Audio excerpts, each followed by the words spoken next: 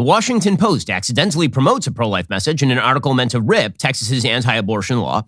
The Navy pushes alternative pronouns. And Joe Biden gets ticked when asked about the Joecession. I'm Ben Shapiro. This is The Ben Shapiro Show.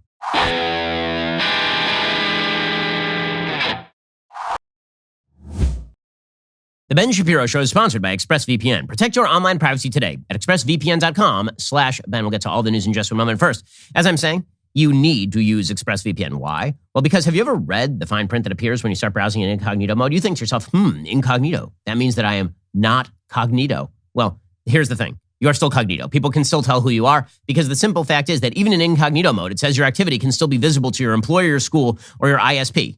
So they're lying to you. Stop letting strangers invade your online privacy by using ExpressVPN. Without ExpressVPN, every site you visit could be logged by the admin of that network, even in incognito mode. What's more, your home internet provider can also see and record your browsing data. In the United States, they can even sell that data to advertisers. ExpressVPN is an app that encrypts all your network data, reroutes it through a network of secure servers so your private online activity stays just that, private. ExpressVPN works on all your devices. It is super easy to use. The app literally has one button. You tap it to connect. Your browsing activity is now secure from prying eyes. So stop letting strangers invade your online privacy. Protect yourself at expressvpn.com/Ben. Again, use my link at expressvpn.com/Ben. Get 3 extra months for free. That's expressvpn.com/Ben, expressvpn.com/Ben to learn more. Well, it is always amazing when the left just can't hear itself. This happens a lot in politics, not just a left-wing problem, it's also a right-wing problem. Very often people in politics will say a thing, and it's as though the words that come out of their face hole does not reach their ear holes. And when they do that, it's always very telling because you can see that if they had just an ounce of understanding, if they had an ounce of introspection, they would understand that their positions are just not correct, but they don't. And so instead, they end up accidentally promoting a cause that they actually virulently oppose. A great case in point of this is the Washington Post today. So the Washington Post is a wildly pro-abortion newspaper. This is a paper that spends its days trying to tear into any state that has the temerity to try to ban abortion. It suggests that pro-choice positions are pro-woman positions, that there is nothing wrong at all with abortion. There's an article in the Washington Post today that I really think is just a perfect, wonderful example of how people can't hear themselves when they talk about politics. The article is titled, "This Texas Teen Wanted an Abortion. She Now Has Twins." The article is meant to be a rip on Texas's anti-abortion law, which created this kind of strange and interesting legal workaround whereby they didn't actually make abortion illegal. They just said that you could sue anybody, a third party could sue anybody who is participating in an abortion other than the woman. So you could sue the doctor who is participating in an abortion. And this didn't create a state cause of action, so that meant that it wasn't a law that could be struck down by the Supreme Court, at least not temporarily. This was the most effective anti-abortion law in America prior to whatever the Supreme Court is about to do with Roe versus Wade. So again, this article is by a person named Carolyn Kitchener, and it's called, "This Texas Teen Wanted an Abortion. She Now Has Twins." Now, right off the bat, the article is doing the reverse of what it wants to do. It wants to suggest that this woman is somehow a victim. But the problem is, the minute you say that she actually had the babies now exist in the mind of the reader. And so that is going to necessarily force you to ask the question, would it have been better if those babies had been killed? As soon as the babies exist as an object for you to actually think about, the argument is now over because the entire pro-abortion argument revolves around the idea that we have to remain ignorant. We have to have sort of a Rawlsian veil of ignorance placed over our eyes in which we pretend that babies have no interest in life prior to when we pay attention to them. At the minute that we take off our sunglasses, we go, oh, look, the baby. Then all of a sudden the baby has an interest in life. But the minute that you actually note that there is a baby there, now, all of a sudden, all of your petty concerns seem rather secondary, don't they? So right there in the title, "This Texas Teen Wanted an Abortion. She Now Has Twins." The conclusion of that statement, "She now has twins," completely invalidates everything that came before that because the twins exist. And here's the thing. They always existed from the point of conception. These were human lives with potential. And that's the entire theme of the article. The entire theme of the article is supposed to be about how terrible this woman's life is. But it cannot outweigh the simple fact that there are now living human baby girl twins who are alive because this woman was not able to kill her babies. So here's the article, and I think it really is telling. Brooke Alexander turned off her breast pump at 6:04 p.m. and brought 2 fresh bottles of milk over to the bed, where her 3-month-old twins lay flat on their backs, red-faced and crying. Running on 4 hours of sleep, the 18-year-old tried to feed both babies at once, holding Kendall in her arms while she tried to get Olivia to feed herself, her bottle propped up by a pillow. But the bottle kept slipping and the baby kept wailing. And Brooke's boyfriend, Billy High, wouldn't be home for another 5 hours. "Please, fussy girl," Brooke whispered. She peeked outside the room just big enough for a full-size mattress, and realized she'd barely seen the sun all day. The windows were covered by blankets pinned up with thumbtacks to keep the room cool. Brooke rarely ventured into the rest of the house. Billy's dad had taken them in when her mom kicked them out, and she didn't want to get in his way. The hours without Billy were always the hardest. She knew he had to go, as they relied entirely on the $9.75 an hour he made working the line at Freebird's World Burrito. But she tortured herself imagining all the girls he might be meeting, and she wished she had somewhere to go to.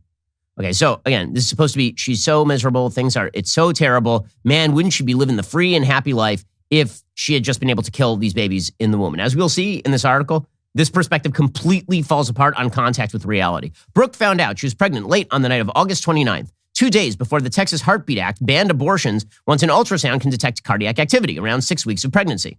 It was the most restrictive abortion law to take effect in the United States in nearly 50 years. For many Texans who have needed abortions since September, the law has been a major inconvenience, forcing them to drive hundreds of miles and pay hundreds of dollars for a legal procedure they once could have had at home. But not everyone has been able to leave the state. Some people couldn't take time off from work or afford gas, while others, faced with a long journey, decided to stay pregnant. Nearly 10 months into the Texas law, they've started having the babies they never planned to carry to term. Texas offers a glimpse of what much of the country would face if the Supreme Court overturns Roe v. Wade this summer, as has been widely expected since a leaked draft opinion circulated last month. If the landmark precedent falls, roughly half the states in the country are expected to dramatically restrict abortion or ban it altogether, creating vast abortion deserts that will push many into parenthood. Now, I do love the way that the Washington Post is pitching this thing, right? You can see they're setting this up to be an anti-life article. It's going to be a pro-abortion article. You can see it, right? It's going to be an abortion desert. Now, you might call that a pro-life garden where babies are actually born, but no, it's an abortion desert, right? Where no person can obtain abortion. People will be pushed into parenthood. Now, you might be saying to yourself, wait a second, aren't the vast majority of people who are going to bear their babies to term not victims of rape or incest? They actually had voluntary sex, which has as a byproduct the possibility of having a baby. Yes, you would be correct. But again, the Washington Post is setting up this article to be a rebuttal to all pro-life positions. And as we'll see, it completely fails on all fronts. Here we go. Sometimes Brooke imagined her life if she hadn't got pregnant, and if Texas hadn't banned abortion just days after she decided she wanted one.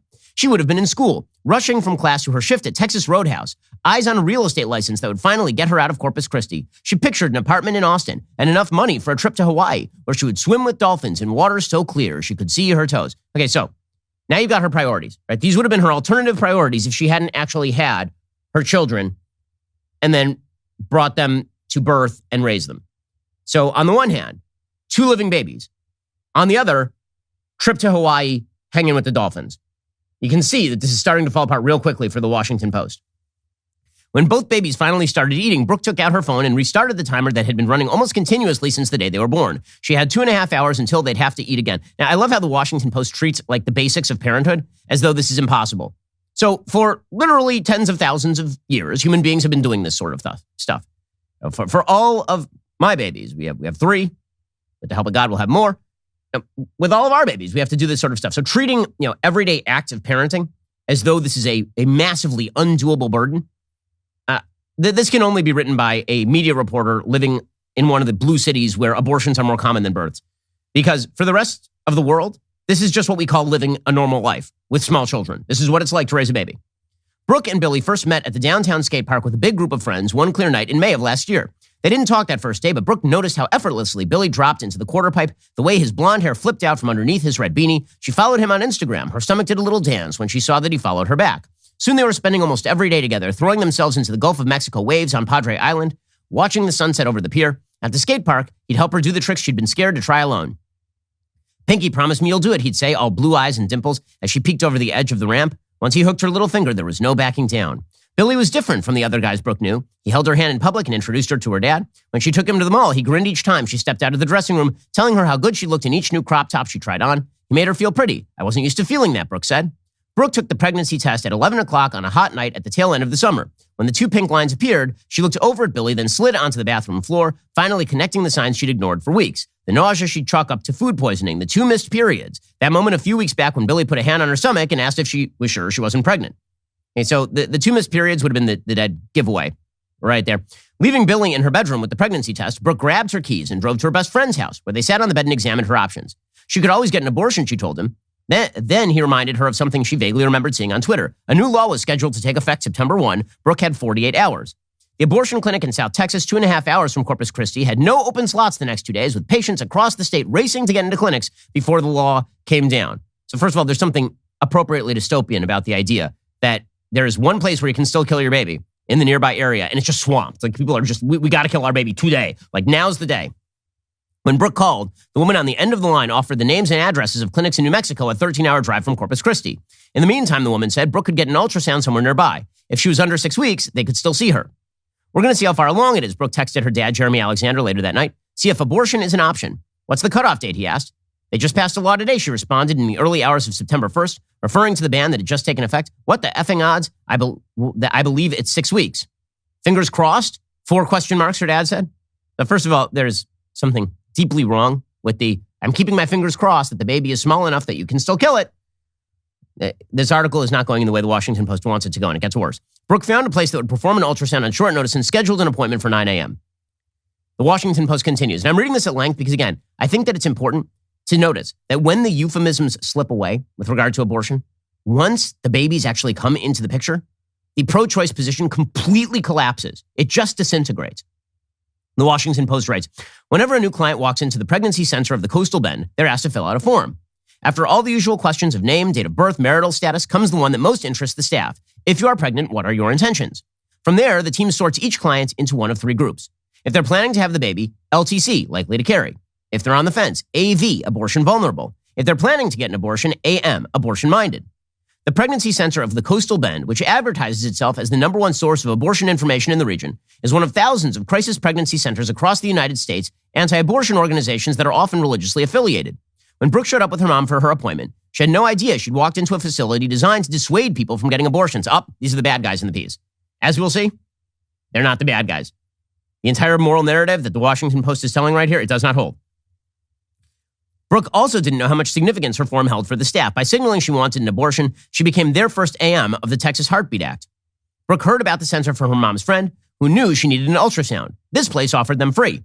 Brooke felt a sense of calm, sitting in the waiting room, lulled by its decorative throw pillows and soft watercolors of ocean scenes. But behind the scenes lurked the lady who wants her to have her baby. Oh, no. The advocate assigned to her case, Angie Arnholt, had been counseling abortion-minded clients at the pregnancy center for a year. While many of the center volunteers signed up only to talk to LTCs to have happy conversations about the babies their clients couldn't wait to have, Arnholt, a 61-year-old who wears a gold cross around her neck, oh no, she's Christian, she's bad, felt called to do what she could to help women make a good decision, she later told the Washington Post. Back in the consultation room, Brooke told Arnholt all the reasons she wanted to get an abortion. She had just enrolled in real estate classes at community college, which would be her first time back in a classroom since she dropped out of high school 3 years earlier at 15. She and Billy had been dating only 3 months. Okay, so again, the priorities we now have from Brooke, if she gets the abortion. I've dropped out of high school at 15. I'm going to go back and take a real estate class at the community college. Also, maybe eventually I'll be able to save up enough money so I can swim with the dolphins in Hawaii. On the other end of this, you have 2 innocent human babies. I'm failing to see the moral balance here. Sitting across from Brooke and her mom, Arnholt opened a Women's Right to Know, an anti-abortion booklet distributed by the state of Texas. Flipping to a page titled Abortion Risks, the first risk listed was death. As Brooke listened to Arnholt's warnings of depression, nausea, cramping, breast cancer, and infertility, she tried to stay calm, reminding herself women get abortions all the time. Still, Brooke couldn't help fixating on some of the words Arnholt used. Vacuum suction, heavy bleeding, punctured uterus.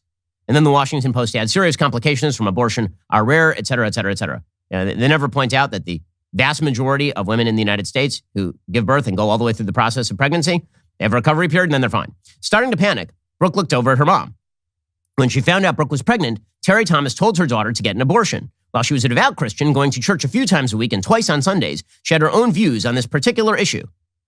Well, I mean, I feel like there's some play in the joints here. Thomas had her first kid at 20, she said, just as she was transferring out of community college with hopes of starting law school. If the timing had been different, she said, she might have been a prosecutor. Instead, she hopped from one retail job to another, Bath & Body Works to Walgreens to Home Depot. Growing up, Brooke said, she bounced back and forth between her mom's house and her dad's, depending on who was the more stable parent at the time. Her happiest years as a kid were spent with her dad on a tree-lined street with a ping pong table in the garage and a trampoline in the backyard, but then Brooke's dad started using cocaine. Well, Alexander had been sober for a few years now. Back then, he couldn't kick the habit. Around the time he stopped paying all the rent and sewage started backing up in the toilets, Brooke moved back in with her mom. With her mom, Brooke always felt like she was tiptoeing. If Brooke forgot to turn off the lights or do the dishes, Thomas would start yelling. Thomas felt she had every right to respond that way because she was a hen in her hen house. Arnholt, okay, so again, we're not just making the Washington Post the case for one generation of abortion, we're making the case for two generations of abortion. Apparently, Brooke should have not been born because then mom might have been a prosecutor and dad, who apparently turned into a cocaine addict, would not have been a cocaine addict or something? Of course, Brooke would then not exist, and none of this would be a moral issue at all. Arnholt ushered Brooke into the ultrasound room, where Brooke undressed from the waist down and laid back on an examination table, looking up at a large flat-screen TV. As the ultrasound technician pressed the probe into her stomach, slathered with gel, Brooke willed the screen to show a fetus without a heartbeat. The technician gasped. It was twins, and they were 12 weeks along. We'll get to more on this incredible Washington Post article in just 1 minute. First, the value of your minivan, pickup, sedan, whatever you drive, it probably appreciated significantly last year. You didn't know that crappy old Ford F-150 that you've had for 15 years, that thing is now worth more than it was when you bought it, maybe. Well, this is why you can't afford to let that thing break down. And it's not going to help you to go to that local big box store with all the parts because they might not have that part. I mean, your car is a little older. It's a used car. This is why you need RockAuto.com. RockAuto.com only sells auto parts and related tools. They've been doing it for over 20 years. Their unique, intuitive catalog includes photos, specs, and installation tips that make it easy to choose the correct parts for your specific vehicle. They not only have the auto parts you need, they'll give you a selection of trusted name brands to choose from. You can pick brakes that match how you use your vehicle, whether that's for towing, racing, or just commuting to work. You can get suspension, exhaust, air conditioning, and other kits that provide all the parts you need for a successful repair. RockAuto.com has lots of parts you might expect would only be available at car dealerships if they're available at all. RockAuto.com prices are always reliably low, which means they don't change prices based on what the market's going to bear like many airlines and marketplace sites do. Their prices make it affordable for customers to keep their daily drivers and classics safely on the road. So go check them out today. Go to RockAuto.com for your auto parts. Write Shapiro in their How Did You Hear About Us box so they know that I sent you. Again, head on over to RockAuto.com. Get all the parts for your car or truck that you need to keep that thing running the way it's supposed to. RockAuto.com. Okay, so this is where the article takes a wild left turn, or should I say a wild right turn, because now the babies are real. And once the babies are real to people, it is impossible to argue for their killing.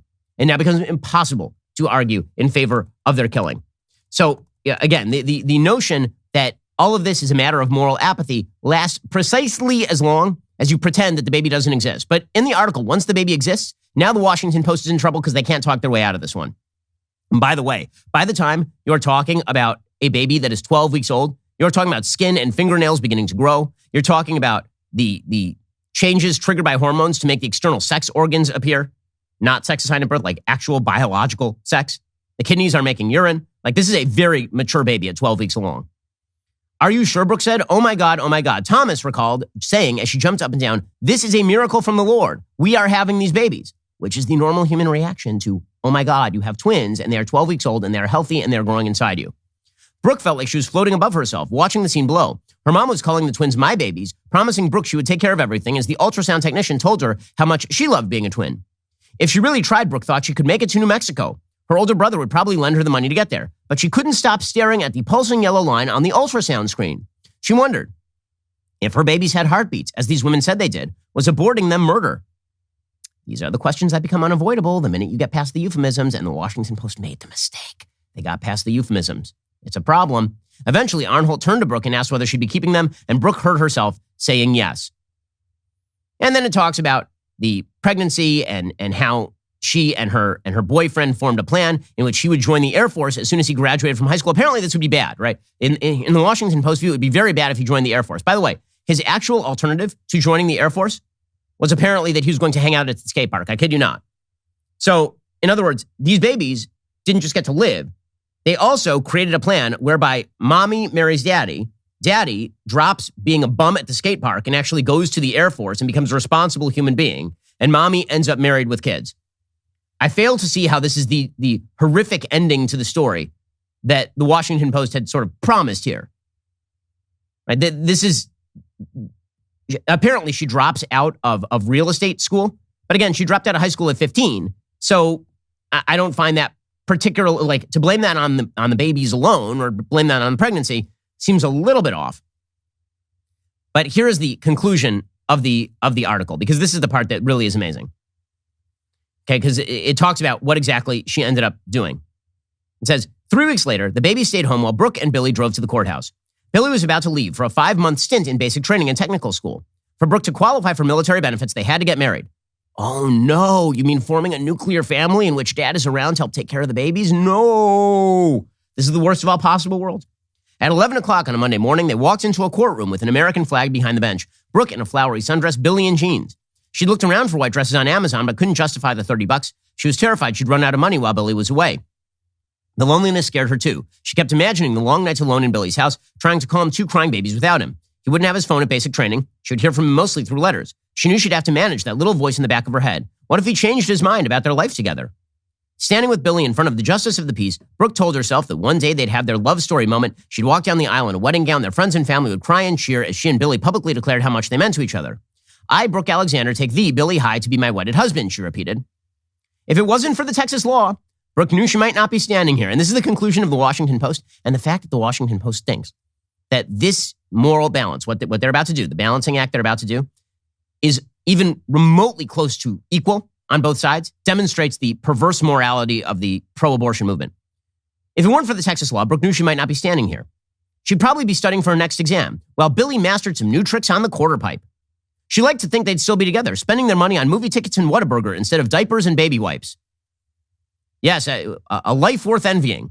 She would be studying for a real estate exam, and Billy would be bumming it up in the skate park, and maybe they'd still be together, and maybe not, and they'd be going to Whataburger. She told herself that alternate life didn't matter anymore, because this is true. She had 2 babies she loved more than anything in the world. I do, she said, tears in her eyes. Brooke pulled out her phone once they finished the ceremony. 1 hour, 15 minutes. Time to grab some lunch and head home. The babies would be hungry. Yup. Okay, so that is the most pro-life article in recorded memory. And it is all courtesy to a Washington Post that somehow can't understand that the minute you make babies real in people's minds, the minute you make human life real in people's minds, all of the other concerns go away, and they all look petty and stupid, by the way. They all look dumb.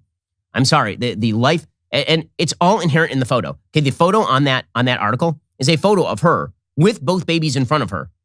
And then we're supposed to believe that her alternative life, maybe one day she gets her real estate license, maybe she's able to see her toes in the Pacific Ocean or something, that outweighs the 2 living babies that are sitting right there in front of her. The pro-choice movement, when faced with, actual non-euphemisms, it completely falls apart. You want something that's not going to fall apart? I'll tell you about a t-shirt that's not going to fall apart. Cuts. Like that transition, huh? Cuts Clothing. They make the best t-shirts. I know, because it's literally what I wear every single day. I am not even kidding you. This is the only type of t-shirt that I wear because they are just so comfortable and they fit me like they are supposed to fit me. Cuts Clothing is the best. Cuts Clothing has spent years perfecting men's t-shirts, taking the look good, feel good motto to a whole new level. Right out of college, Cuts founder and CEO Stephen Borelli got a job at an agency with a casual dress code. In his first week, he was told that his t-shirt was too athleisure-y, so he searched all over for a better t-shirt, couldn't find one, so he made one himself. I love my Cuts Clothing. So they've got everything from the Henleys to the polos to the long sleeves. There's something for everyone. They've got great colors. They've got great styles. Cuts is fantastic. GQ labeled them the only shirt worth wearing, and that happens to be correct. The moment you try on one of these shirts, you will get it. They're super comfortable. They're incredibly durable. They last for a really long. They're not going to fall apart in the washing machine. Refresh your wardrobe in time for summer with Cuts. See for yourself why Cuts is one of the fastest growing men's brands with over 1 million shirts sold. I probably bought like 10,000 of them. Get 15% off your first order by going to cutsclothing.com/Ben. That's CUTSclothing.com/Ben. Cutsclothing.com/Ben. Now, by the way, this is true for most of the principles of the hardcore social left. When the principles of the hardcore social left meet the light of day, they are self-refuting. This is true all over the place. And this is true when it comes to, for example, LGBTQ plus minus divided by sign, Pride Month. All of the arguments that are made with regard to, for example, teaching this stuff to kids, they're self-refuting. So, for example, you have a video that's been making the rounds on the internet of a teacher talking about coming out to his 4 to 5-year-olds. I say his because this is a biological male. I only use biological pronouns on the show because self-defined pronouns mean nothing. Because self-defined words mean nothing. You don't get to have your own English language. That's not the way this works. So, on TikTok, courtesy of libs of TikTok, of course, here is a preschool teacher talking about how he came out as trans to the kids because these are people seeking validation from children. And you tell me if this is not self-refuting. I finally decided to come out to my kids. And my kids are older. They're 4 and 5. And the way that I did it is just read them a book about this teddy bear that kind of comes out as a trans girl. And it's really nice and it's very simple. They understood it right away. And I think what made me cry the most was that afterwards, I kind of looked at them and there was just this silence in the room. And I just thought oh my God, now they see me. as a totally different person. And before this, they loved me. I was such, one of their favorite teachers, and it felt so good to have that. And I think that's one of the biggest fears I had, is that as soon as they found out about me, they would lose all love for me. And then one of my kids breaks the silence, and she gets up and she just is like, she just hugs me. Okay, I have a question. Is that not self-refuting?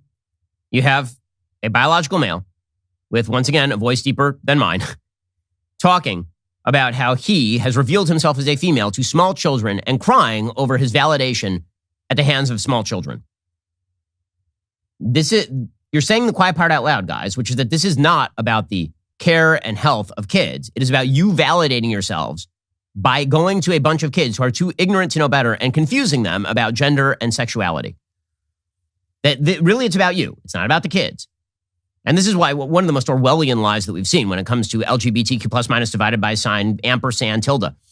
One of the great lies that we've seen is that this is about the protection of children. It is not about the protection of children. It's about you validating your own lifestyle in the eyes of children so that you can bring up a new generation of people who will nod approvingly at whatever you decide to do. It isn't about the kids, it's about you. Because kids need boundaries, and they need to understand the wisdom of the ages that has been passed down about the biological difference between men and women, and about the different gender roles, yes, that are evolutionarily attendant to that biology. Those are important things for kids to know. And you want to obliterate all that, not because you care about the mental and physical well-being of children, but because you wish to harm those things on your own behalf. And this is now extended all the way up into the precincts of our most cherished institutions here in the United States, which is why the Washington Free Beacon has now revealed the Navy doing full-on educational sessions in preschool style to members of the military about the use of preferred pronouns. Now, I ask you, does this look like a military that's going to win a war? You think the Chinese are quaking in their boots at this? Also, what exactly is your recruitment directed at? Seriously. It used to be that the military recruitment efforts were directed typically at young militant males who would then redirect that testosterone-laced energy into war with our enemies. That's what most militaries are based on, not just the American military. They're heavily male for a reason. They're heavily young for a reason. Young males tend to be more aggressive and violent than other forms of humanity. And here we are trying to suggest that not only does gender not matter, we should obliterate the gender binary in favor of the military of the United States being used as a social engineering tool, which is not going to bode well for the future effectiveness of the United States military or recruitment efforts. Let's say that you are a young male who is interested in a patriotic young man, loves the American flag, interested in fighting for the military, which, by the way, has been the traditional description of recruits in the military. You think that you're going to go into a military that seems to prize the trans flag above the American flag? You think that that's going to be a real priority for you? Let's see how the recruitment efforts go over the next few years. So here's this video from the Navy. My name is Johnny, and I use he, him pronouns. Hi, and I'm Kanchi, and I use she, her pronouns. And we're here to talk about pronouns. What is a pronoun? A pronoun is how we identify ourselves apart from our name, and it's also how people refer to us in conversations. Using the right pronouns is a really simple way to affirm someone's identity. It is a signal of acceptance and respect. If it's a signal of acceptance and respect, how do we go about creating a safe space for everybody? I wasn't aware that the military was about creating a safe space for everybody. I thought it was about creating an unsafe space for our enemies, mainly. But apparently that is no longer a priority in the United States Navy. This is madness. I'm sorry, it's madness. And this is not a slur on anybody who's currently serving in the military or who will serve on the military, far from it. It's saying that when you design military policy around social engineering of far left issues, it is self-defeating and perfectly obviously self-defeating.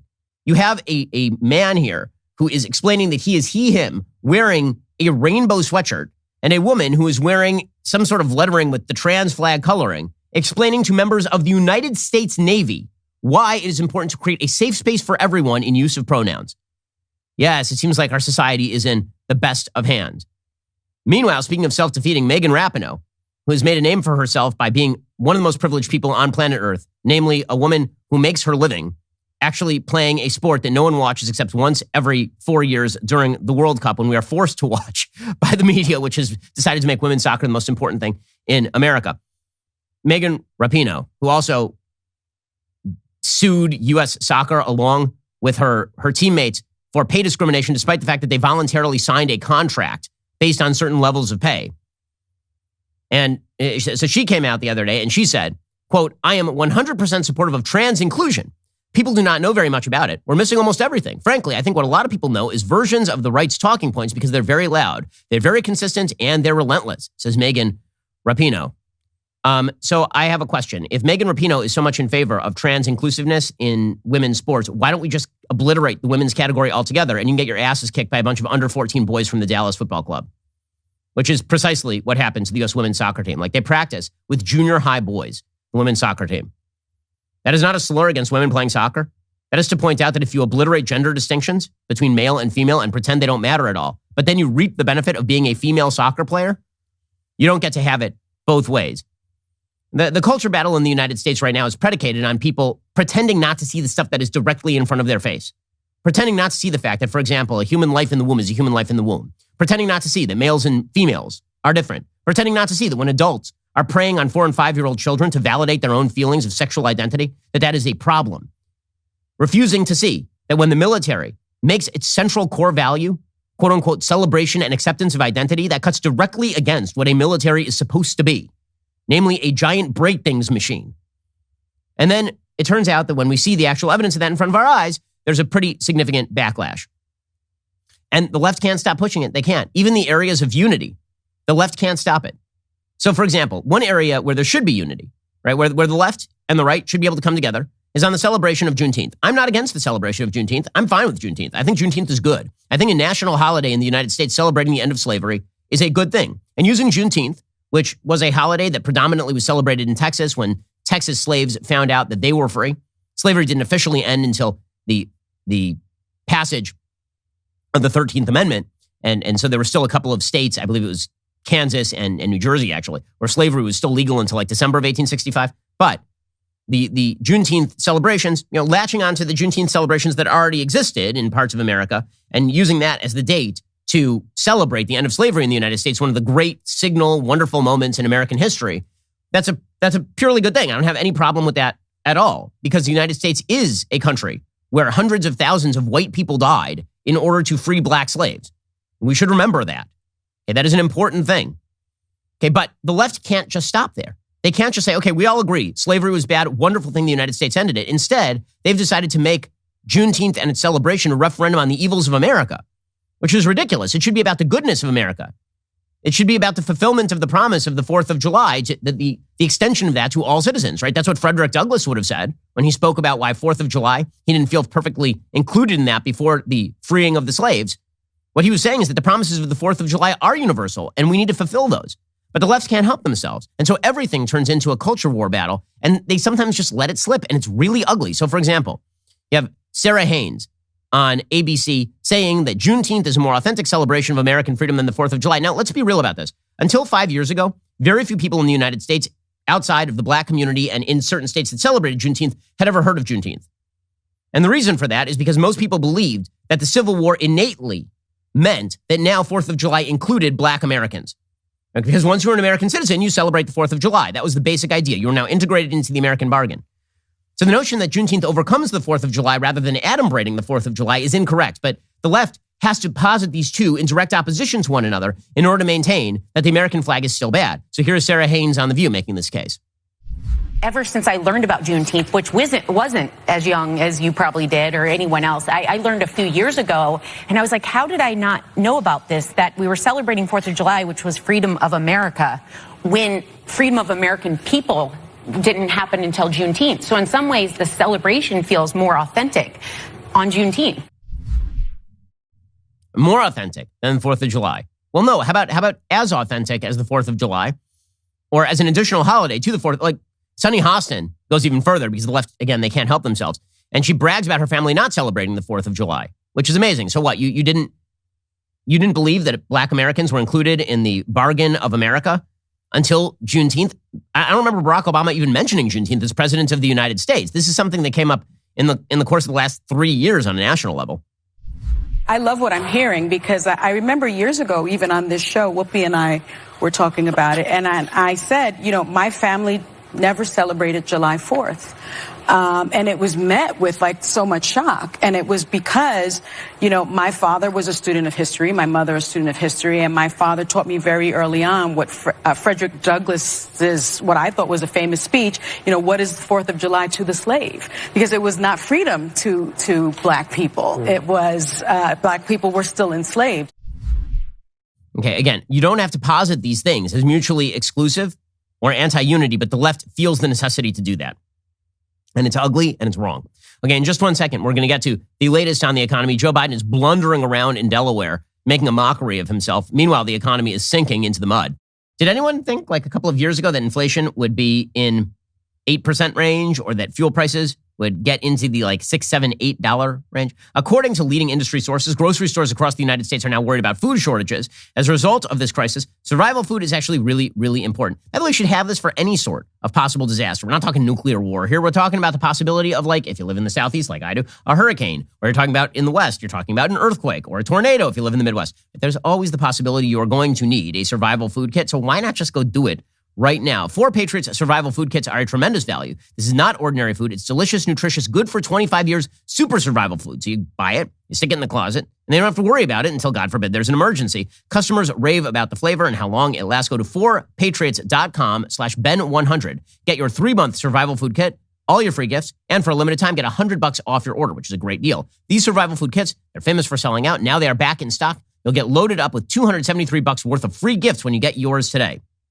Again, this is just a smart thing to do. Go to 4patriots.com/Ben100 for your 3-month survival food kit, all your free gifts, and $100 off for a limited time. That's the number 4patriots.com/Ben100. Get $100 off the 3-month survival food kit. Get all your free gifts as well. Okay, folks, over the weekend, swimming's world governing body voted to ban biological males from competing in women's swimming competitions. I know it took like a long time for them to come to that conclusion, but it seems as though the pushback is finally happening.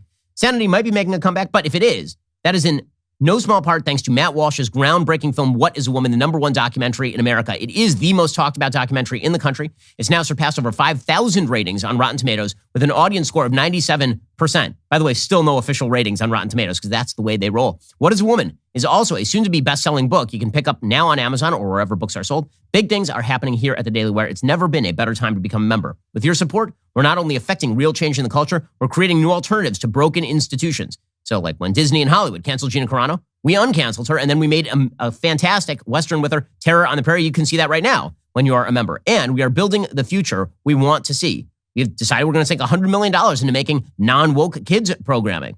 You can see this in the fact that both What is a Woman and Terror on the Prairie are in the top 5 most popular movies at home on Rotten Tomatoes right now. Plus, a membership gets you access to our entire library of content. We have so much content. We've got documentaries like Choosing Death, The Legacy of Roe, Fauci Unmasked, My Show Debunked, exclusive articles, so much more. Head on over to dailywire.com/subscribe. Join us today. There's so much to do. And let me tell you, we have big announcements coming because we just don't stop. We need your help to keep that momentum up. Become a member, become part of the team. That's dailywire.com/subscribe right now. You're listening to the largest, fastest growing conservative podcast and radio show in the nation.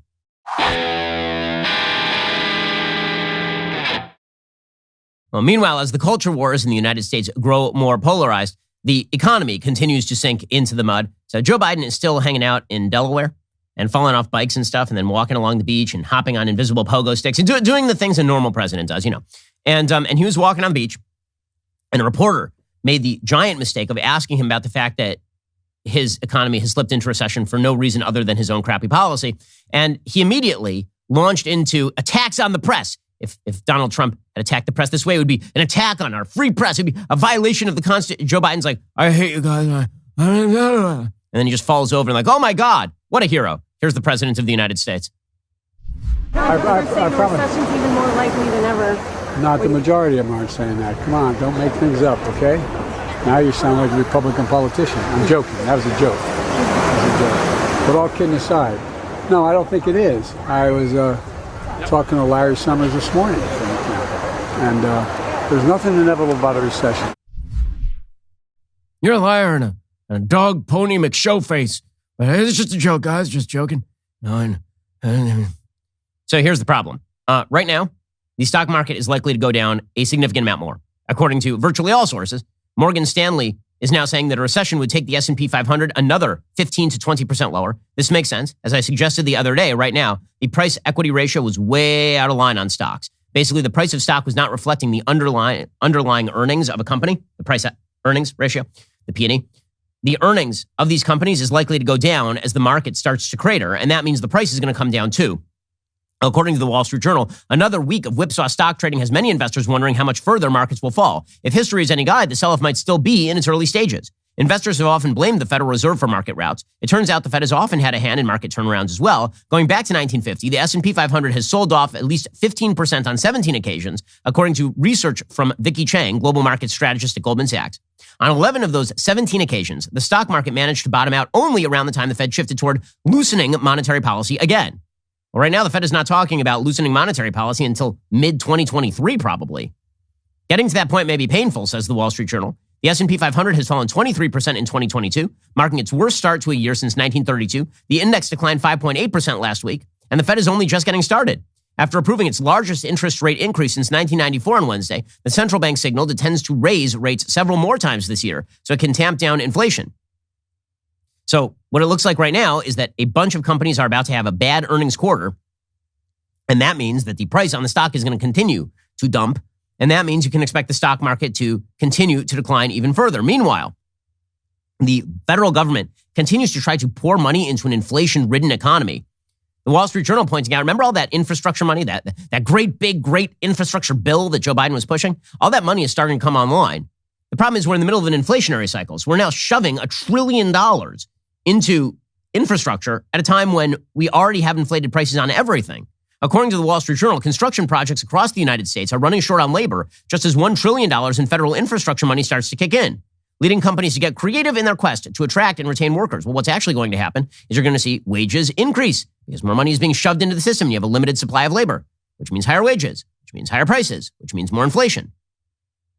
Historically low U.S. unemployment, the economic rebound from COVID-19, about $600 billion in transportation-specific funded expected from the roughly $1 trillion bipartisan infrastructure law have combined to exacerbate existing employee shortages in the construction industry. Yay, more inflation on your homework and on your roads and on everything. Associated General Contractors of America, which represents more than 27,000 construction companies, said publicly funded transportation projects are routinely coming in at least 20% higher than government officials anticipated because of added labor costs. Oh, goody gumdrop. So again, Joe Biden's policy here just stinks. And honestly, Joe Biden can't seem to decide whether to just roll with the punch and say this is all good or whether to actually notice reality and realize this is all quite bad for Americans. So Joe Biden was asked about, for example, the skyrocketing price of gas and oil, and he then proceeded to cite his mother, which is always a good sign. Whenever he starts citing his parents, things are good. I'll never get over the fact that one of his favorite stories is that his father told him in like 1950 that two dudes making out on a street corner in Scranton, Pennsylvania, that's what loves look like, Joey. And now he's going to cite his mom to the proposition that your oil price is being too high, your gas price is being too high is a good thing. We have a chance here to make a fundamental turn toward renewable energy, electric vehicles, and not just electric vehicles, but across the board. And that's something we should be. My team is going to be sitting down with the CEOs of the major oil companies this week and try to get an explanation how they justify making $35 billion in the first quarter. Are you planning to sit down with oil and gas CEOs, No. Mr. President? Why is that, sir? Because my team's going to do that. Okay. But you did that with retailers and logistics companies and consumer companies. Because I had it already done. He's so bad. He's so bad. He started off that statement, by the way, by saying, my mother always said that out of bad things, good things come. Well, I hope that is true of the 2022 election because this is a crappy administration. I hope it's true of 2024 because what follows this has to be better. So Joe Biden, he's there saying that he's thinking about getting rid of the gas tax. So I'm wondering, which is it? Do you like the gas tax because it's forcing us all toward green energy, which is what he's saying there? Or are you going to yell at the oil companies to produce more energy? He has no good answer for any of that. Then he's asked deliberately about the gas tax. And he's like, well, I don't know. Maybe I'll suspend it. Wait a second. I thought you liked the gas tax. Which is it? Are you on the side of the Greens? Or are you on the side of the people who actually need to fill up their tanks so they can get to work, Mr. President? Mr. President, are you considering a pause on the federal gas tax, Mr. President? We know that you're considering it, and Secretary Yellen spoke about it yesterday. Yes, I'm considering it. How soon can we expect a decision? Well, I hope I have a decision based on data I'm looking for by the end of the week. Yeah. But by the end of the week, he hopes that there is a decision. Meanwhile, this is still a guy who refuses to acknowledge there's even a recession. And James Clyburn isn't refusing to acknowledge that, Democrat from South Carolina who helped promote Joe Biden to the presidency. He says, yeah, if you can't afford to buy gas, we're in a recession already, which happens to be a fairly good description of the everyday life of most Americans right now. Do you think we are in a recession? Well, for a lot of people, we are. There's no question about that. If you can't afford to buy gasoline, you are in a recession. The investor class in this country is not losing any money. Individuals, yes. But as a class, investors are still making money. Corporate execs are making plenty of money. Mm-hmm. So he is right about that, but Joe Biden refuses to acknowledge it. The good news is that Joe Biden is so with it that his family is literally dragging him away from reporters. So that's what happened to end this little tete-a-tete on the beach with the media yesterday. Yes, one of the things that you may recall that I initiated was the international flat tax provision. And we got 140-some nations to sign on to it. I'm coming. Deploy the family to drag Grandpa away. Oh, Grandpa, it's time to go. Oh, bye. Tell me, Dad, Yeah. Grandpa, Pop, get going. You promised me you'd walk. It's true. We got to feed you some pudding, Grandpa. Let's get you out of here, Grandpa. Let's get you out of here before you blow this any further. By the way, the actual reason why our gas prices are really high is because all the oil refineries are closing. Why do you think they keep closing? The answer is because you've cut off all of the investment portals toward actually building new refineries or keeping them running. The Washington Post is even reporting that today. This is the result of the ideological policies of the left meeting the hard ground of reality. So let's talk about that for a second. Okay, the simple fact is that when the left has a choice between actual pragmatic policy and ideology, they're choosing ideology. The Washington Post reports today, oil refineries are making a windfall. Why do they keep closing?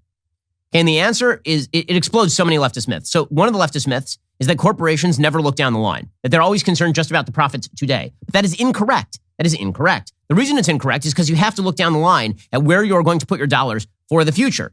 And oil refineries are a perfect example of this. Right now, gas is at all-time high prices. Oil refineries could be making bank, but they're still shutting down. Why? According to the Washington Post, oil refineries across the country are being retired and converted to other uses as owners balk at making costly upgrades, and America's pivot away from fossil fuels leaves their future uncertain. The downsizing comes despite painfully high gas prices and as demand globally ramps up amid sanctions on gas and diesel produced in Russia, the third biggest petroleum refiner in the world behind the U.S. and China. 5 refineries have shut down in the United States in just the past 2 years, reducing the nation's refining capacity by about 5%, eliminating more than 1 million barrels of fuel per day from the market. Thus, the remaining facilities are straining to meet demand. Yet even at this lucrative moment for what's left of the refining industry, a White House desperate to bring down gas prices is having little success persuading owners to expand operations. More closures are imminent. The companies are unmoved by Joe Biden's threats. The profits follow years of heavy losses at many facilities after demand plunged during the pandemic. Unpredictable shifts in oil markets had created a challenging business climate before that. Even at this moment of windfall refinery earnings, when the profit margin on each barrel of oil processed has jumped from $1 or $2 to as much as $18 today, investors are hardly jumping at the opportunity to enter the sector. They fear the profits are short-lived. The administration's environmental priorities, as well as rising public and corporate concern about climate change, would make many refineries obsolete in the not-too-distant future. And there you have it. There you have it. Why would investors sink their money into an industry that Joe Biden is deliberately attempting to kill? He can yell at them about why they don't ramp up production. They're not going to ramp up production when they know that their industry is going to be dead within 18 months if Joe Biden actually has a choice about it. As the Washington Post points out, building and upgrading the mammoth structures is a messy, expensive undertaking that can drag on for longer than a decade, strain the finances of even the biggest fossil fuel giants, and run the risk of getting abandoned before the investment is returned. Chevron CEO Michael Wirth said in an interview in the Washington Post, quote, "I don't think you're ever going to see a refinery built again in America. It's been 50 years since we built a new one. In a country where the policy environment is trying to reduce demand for these products, you're not going to find companies to put billions and billions of dollars into this." Correct. This is right. Which again puts the lie to the entire leftist idea that you need ESG overseers sitting on the board of every company so that short-term profits don't become the enemy of long-term economic health of a company. No, these guys know what the policy circumstances are, and they are not going to spend on what the left would call dirty energy if the left is going to be in charge, racking them across the coals. Raking them across the coals. They're not going to do that. And again, they're not really hiding the ball here. I mean, Eugene Robinson has an insane piece today at the Washington Post talking about regulating carbon as a toxic substance in order to reduce carbon emissions. He says, because of human activity, there's more carbon dioxide in the atmosphere than at any time in the past 4 million years. We've increased the concentration of that heat-trapping gas by a full 50% since the Industrial Revolution. Last year's carbon emissions of 36.3 billion tons set a new record. There's your status report on the battle against climate change. By any scientific measure, we're losing. Yet we have to find a way to snatch an acceptable victory from the closing jaws of defeat. What does he suggest? He says that they should use the EPA to regulate carbon under the Toxic Substances Control Act. Now, here's the thing. The EPA doesn't have the power to do this. In fact, there's a Supreme Court decision that's likely to come down that specifically talks about this.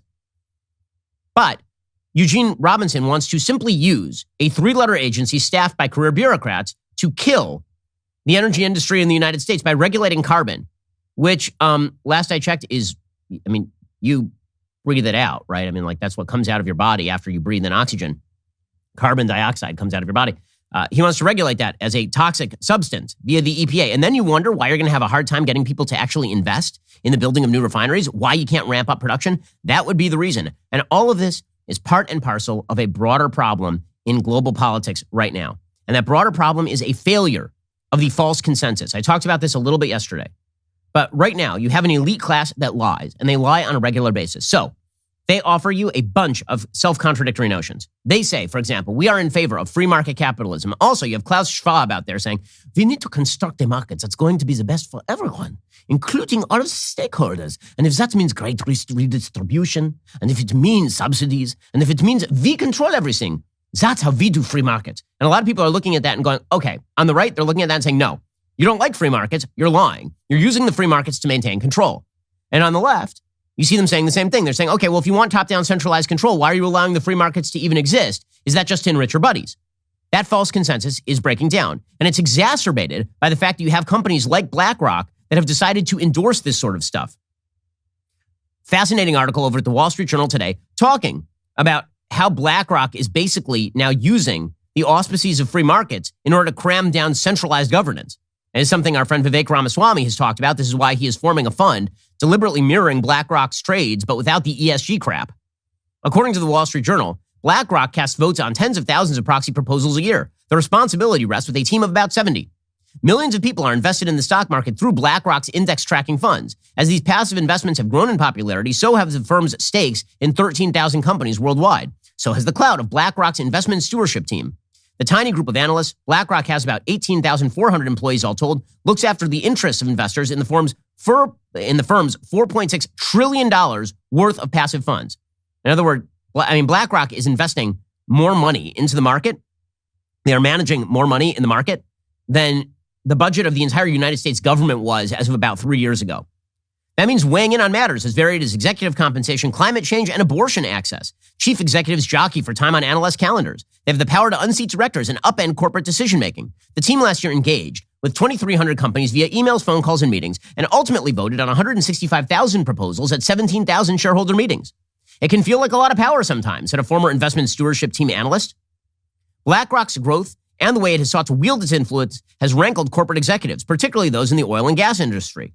BlackRock's stewardship team voted in favor of 47% of environmental and social shareholder proposals last year. Its support helped an activist investor win board seats at the oil giant ExxonMobil.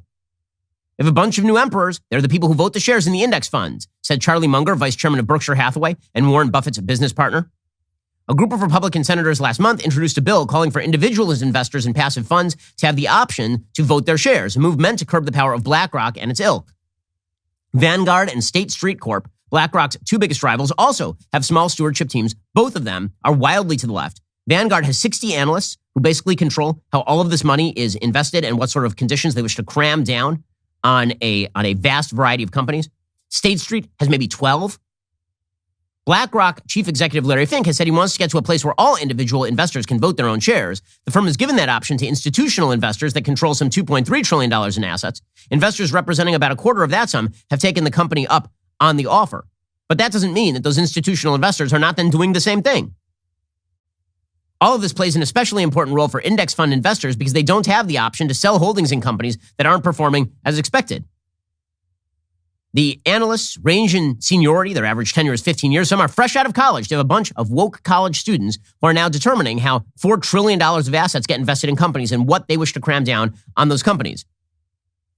Each stewardship analyst is assigned to cover a specific industry, says the Wall Street Journal. They dissect company proxy reports and third-party research, including ESG ratings, that's environmental social governance, left-wing ratings from MSCI Inc., and corporate governance transparency scores from the nonprofit Center for Political Accountability. Analysts also conduct their own research.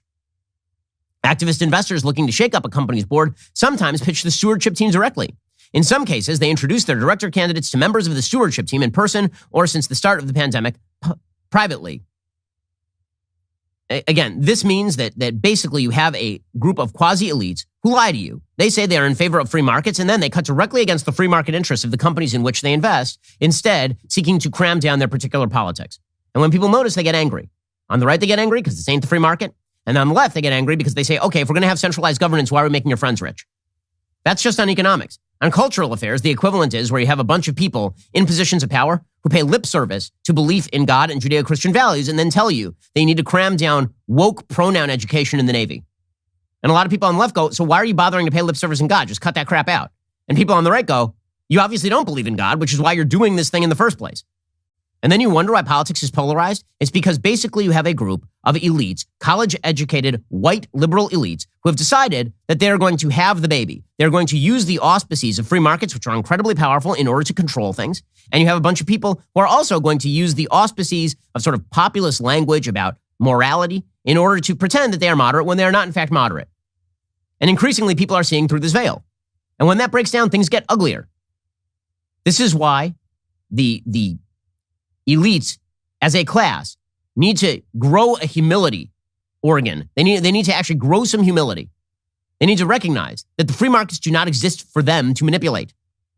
That Judeo-Christian values and that tradition handed down over the course of thousands of years is not theirs to pervert, simply for political gain. And if they try to do that, what they're likely to get is an increased polarization in American politics, which is precisely what you're seeing. And I, for one, don't actually think that's a bad thing. I think that people seeing through the charade is actually a wonderful thing.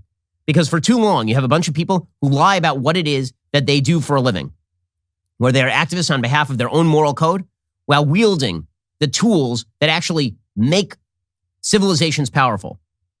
You don't get to control the levers of those of power that are built on certain fundamental premises while tearing away at the premises. You don't get to do that.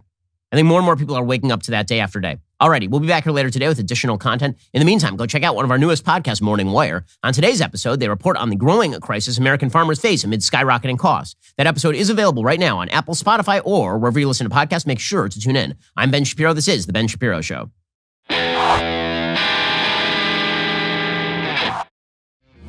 The Ben Shapiro Show is produced by Bradford Carrington, executive producer Jeremy Boring, supervising producer Mathis Glover, production manager Pavel Wydowski, associate producer Savannah Dominguez Morris, editor Adam Sayevitz, audio mixer Mike Coromina, hair and makeup artist and wardrobe Fabiola Cristina, production coordinator Jessica Kranz. The Ben Shapiro Show is a Daily Wire production. Copyright Daily Wire 2022.